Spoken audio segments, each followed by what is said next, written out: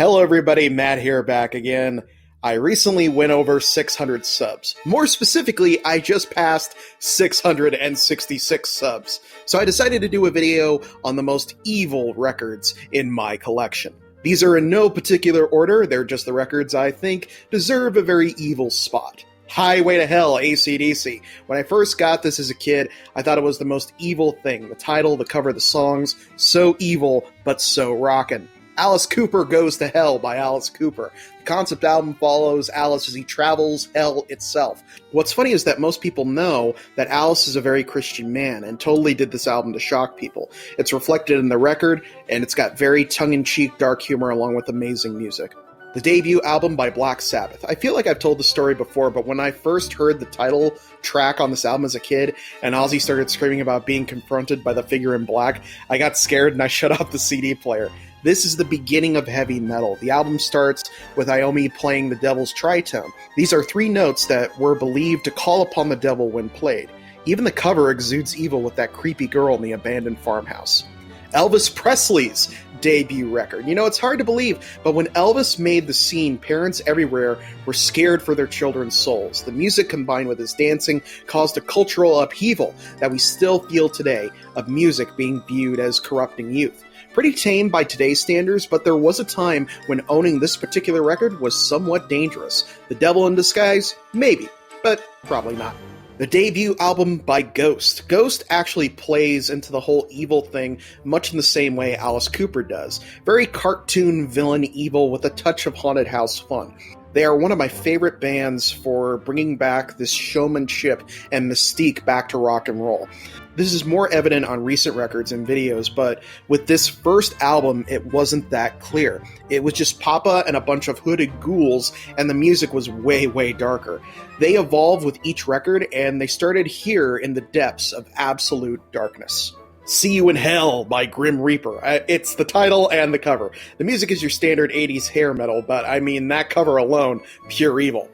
Master of Puppets by Metallica. I think this is the darkest of all of the Metallica records that I own. It's so incredibly heavy, and the lyrics are just as deep. The Thing That Should Not Be is about Cthulhu, and you really can't get any more evil than that. James's laugh on the title track alone seals the deal. The Exorcist, the original soundtrack. The book, the movie, and the music have always been considered evil since their creation. Like many of the other records on this list, there are a few fringe people out there that still believe something demonic lives within this story. If you check out my complete review of this album, linked down below, that listening to this music alone is just as unsettling as watching the movie or reading the book. It doesn't help that every time you take out the record, you get to see Captain Howdy's creepy face. Blizzard of Oz by Ozzy Osbourne. Another one from my childhood. When I saw this cover, I thought, that is the most evil thing ever. I was talking about the cat. I would never listen to the track Mr. Crowley after I found out who it was about, Aleister Crowley.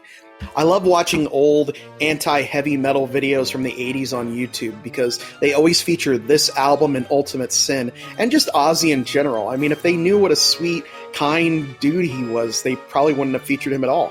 Black Metal by Venom. Again, it's in the title, the artwork, the music. Black metal is still as controversial now as it was back then. One thing I will say, though, is that you can definitely hear how they influenced the work of future thrash bands like Metallica and Megadeth. If you're looking for when heavy metal started to get really scary, it's on this record. And finally, Vincent Price's Witchcraft, Magic, and Adventure in Demonology from 1969.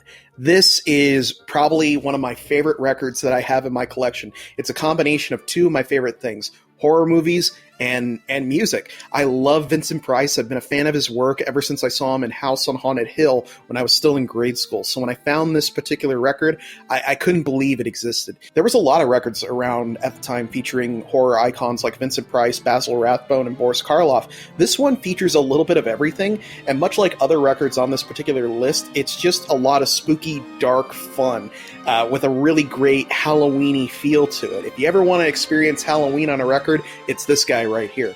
The full record is on YouTube, and you can find it in the link in the description below, so you can listen to it for yourself. And as Vincent Price would say, it's so good, it's scary. So those are the records in my particular collection that I consider evil. If you collect records, what are the most evil records that you think you have in your particular collection? Leave them listed below and let me know what you think about my choices. Thank you guys again so much for watching and subscribing and liking and commenting and doing all that stuff to help me get this far. I love doing this channel. I love talking about music, so thank you guys for your constant support. If you guys keep watching, I'll keep making it. Thank you again so much for watching, and I will see you guys next time.